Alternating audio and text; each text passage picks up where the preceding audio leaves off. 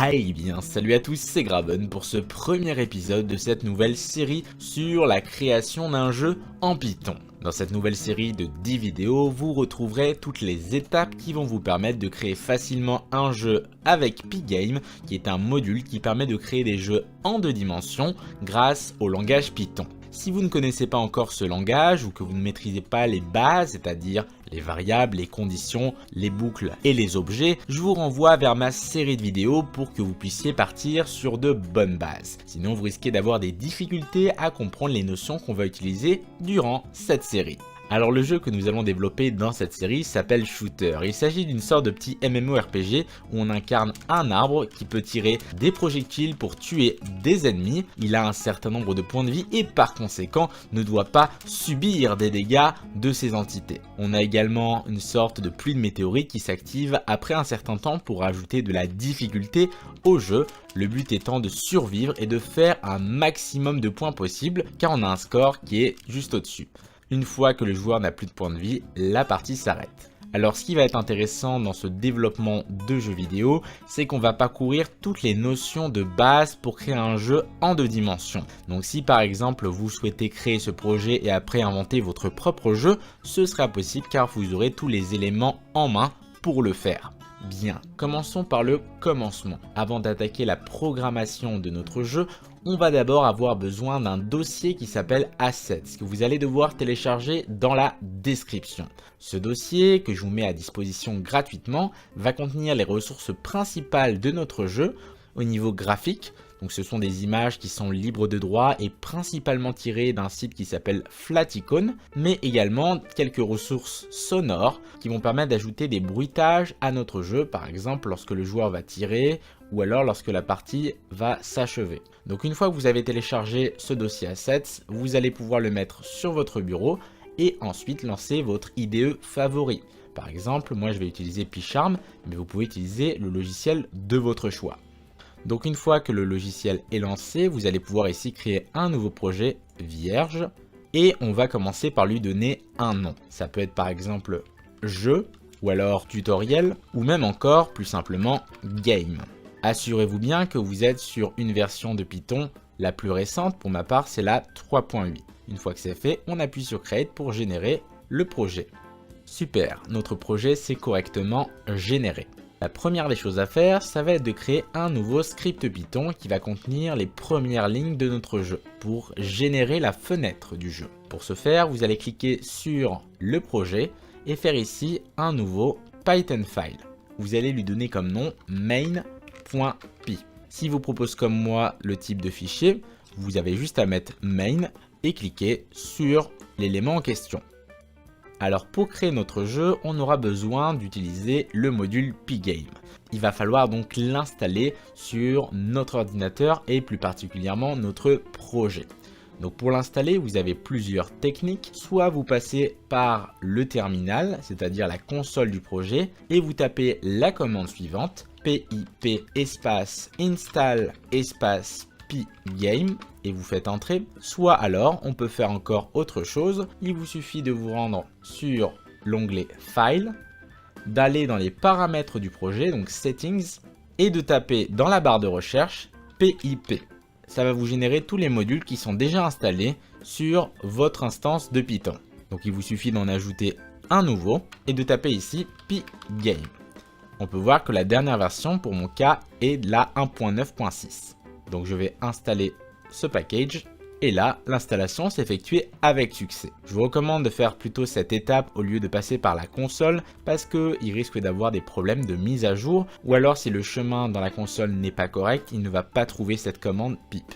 Donc on va pouvoir fermer ça et maintenant dans notre script on va pouvoir importer ce module Pygame comme ceci.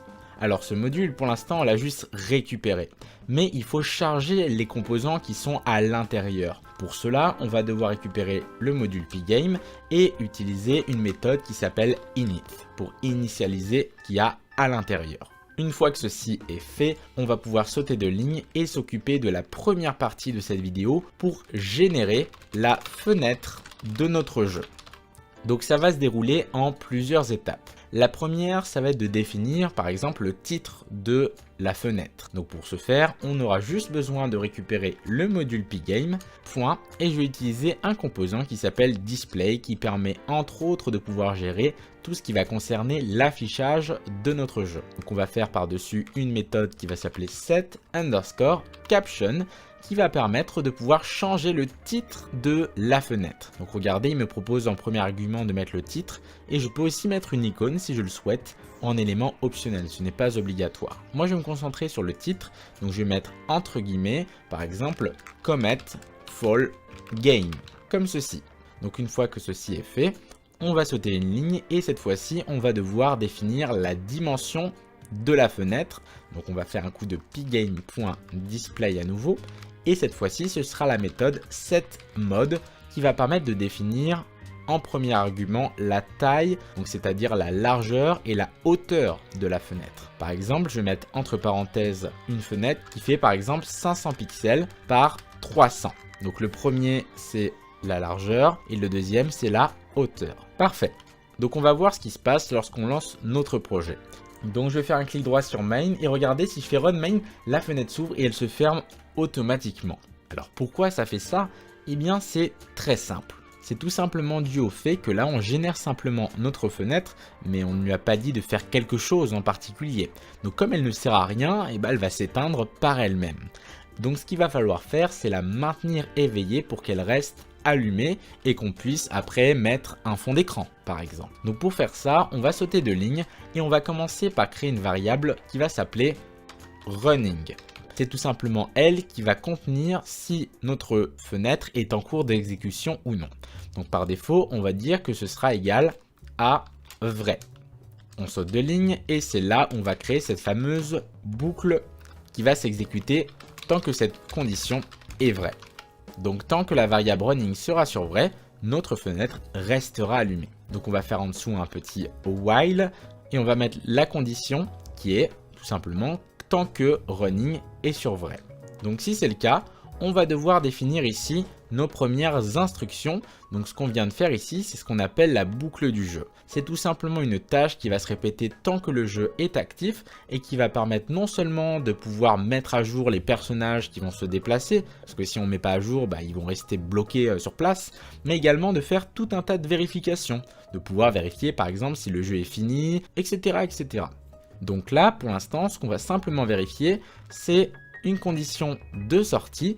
On va vérifier si le joueur ferme cette fenêtre. Donc vous allez sauter une ligne et on va devoir récupérer tous les événements qui sont en train d'être effectués par notre utilisateur, notre joueur. Donc pour faire ça, on va récupérer dans le module Pgame un composant qui s'appelle event et on va faire un point get. Donc ça, si on fait un contrôle et qu'on clique sur Get, on peut voir que ça nous retourne ici une liste d'événements. Donc on va devoir boucler sur cette liste et pour chaque événement qui sont activés par ce joueur, on va pouvoir faire certaines choses. Par exemple, si on a un événement déplacement avec une touche, on va pouvoir déplacer le joueur à droite par exemple. Ce qu'on verra dans la deuxième vidéo avec le déplacement du joueur. Donc vous allez pouvoir revenir sur votre code et du coup on va devoir faire une boucle for each pour tous les composants à l'intérieur. Donc on va faire for, je vais appeler chaque composant event puisque ce sont des événements et je vais dire depuis cette liste d'événements. Super, donc j'entre dans la condition et là pour vérifier que l'événement est fermeture de fenêtre, il va falloir mettre un si event et récupérer le type d'événement, .type. À partir de là, je vais vérifier si c'est égal à pgame.quit, comme ceci. On entre dans la condition et ici, je vais commencer par stopper ma boucle tant que. Donc pour cela, je vais juste changer la valeur de running sur false. Running prend la valeur false. Mais c'est pas suffisant. Il va falloir en plus dire à Pgame de quitter l'application de notre jeu. Et à partir de là, ça va vraiment faire une fermeture du jeu.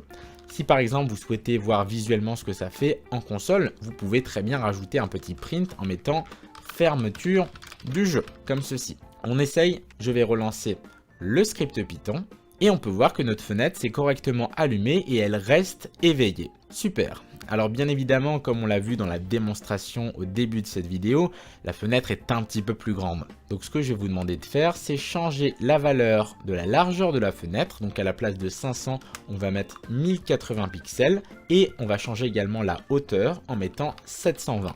Si je relance le script, on peut voir que ça fonctionne parfaitement. On a désormais une fenêtre qui fait 1080 par 720. À partir de maintenant, on a fini avec la première partie de cette vidéo. On va pouvoir attaquer la deuxième pour ajouter l'arrière-plan, le fond d'écran de notre jeu. Pour faire ça, on aura besoin des assets que je vous ai fait télécharger en début de vidéo. Vous allez faire un clic droit sur Game, on va descendre un petit peu et faire ici Show in Explorer. On va se rendre dans le dossier Game, dans lequel on a notre projet. Et on va venir glisser ce fameux dossier Assets à l'intérieur. Donc là, si je vais dedans, on peut voir que j'ai tout ce qu'il faut. Donc je vais fermer ceci et retourner sur PyCharm. Donc on va créer une variable qui va s'appeler par exemple background. Et ce sera égal à mon module pygame, point, le composant qui s'appelle image, et utiliser par-dessus une méthode load qui va permettre de charger une image à un chemin spécifique. Donc je vais mettre entre parenthèses et entre apostrophes le chemin. Donc tout d'abord par rapport à ce dossier main, c'est dans le dossier assets. Donc je vais mettre ici assets slash pour entrer à l'intérieur et il s'appelle bg.jpg. Donc je mets ici ce nom de fichier. Super. Donc pour l'instant, on a juste importé l'image, mais il va falloir bien évidemment l'appliquer sur la fenêtre qu'on a générée juste au-dessus. Donc première étape, le setMode qu'on a fait juste ici, eh bien il génère d'une part la fenêtre, mais du coup il va renvoyer ce qu'on appelle une surface. Donc c'est grâce à lui que je vais pouvoir dessiner sur ma fenêtre. Donc pour le récupérer, il faut simplement que je récupère ça sous forme d'une variable qui va s'appeler par exemple screen et que je dis que ce soit égal à cette méthode. Étant donné que le setMode que j'ai ici renvoie une surface, ça va tout simplement me permettre de la récupérer. À partir de maintenant, j'ai mon arrière-plan, j'ai ma surface, j'ai juste à dessiner sur cette surface cet arrière-plan. Donc je vais me rendre dans la boucle tant que qui va s'occuper à ce niveau-là d'appliquer l'arrière-plan de notre jeu. Donc on va sauter une ligne et faire ici notre surface, point. Et on va utiliser la fonction Blit qui va permettre de pouvoir injecter une image, donc nous c'est background, à un endroit spécifique de la fenêtre. Donc je vais rajouter un argument et mettre entre parenthèses 0, 0 pour l'instant. Donc le premier correspond à la largeur et le deuxième correspond à la hauteur. Donc pour l'instant je le mets au centre. Une fois que j'ai appliqué cette image, je vais devoir mettre à jour notre écran. Donc ici c'est ce qu'on va faire. On va tout simplement récupérer pygame et le composant de tout à l'heure qui s'appelle display pour avoir accès à une fonction qui s'appelle flip qui va permettre de mettre à jour la fenêtre.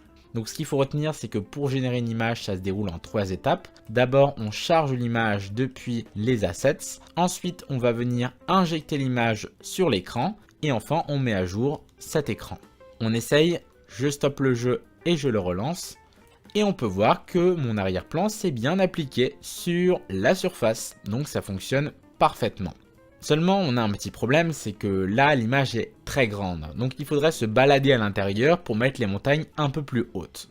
Comme sur la démo que je vous ai montré en début de vidéo. Donc pour faire ça, on va retourner dans notre code et on va devoir jouer avec ces deux paramètres. Donc si par exemple, je souhaite ajouter un peu d'espace en largeur avant mon image, je vais mettre sur le premier argument, par exemple, 100. Vous allez voir ce que ça va faire. Je relance le script, comme ceci, et ça a rajouté un petit peu d'espace. Donc ça, c'est pour la largeur. Ça fonctionne aussi dans l'autre sens. Si par exemple, je mets une valeur négative, je vais mettre ici moins 500 pixels, je stoppe le script et je le relance. On peut voir qu'on a avancé dans l'image. Moi, je vais rester sur 0 pour l'instant. Et le deuxième paramètre, quant à lui, va permettre de faire la même chose, mais dans la hauteur. Donc pour descendre dans mon image, je vais mettre ici moins 200 par exemple.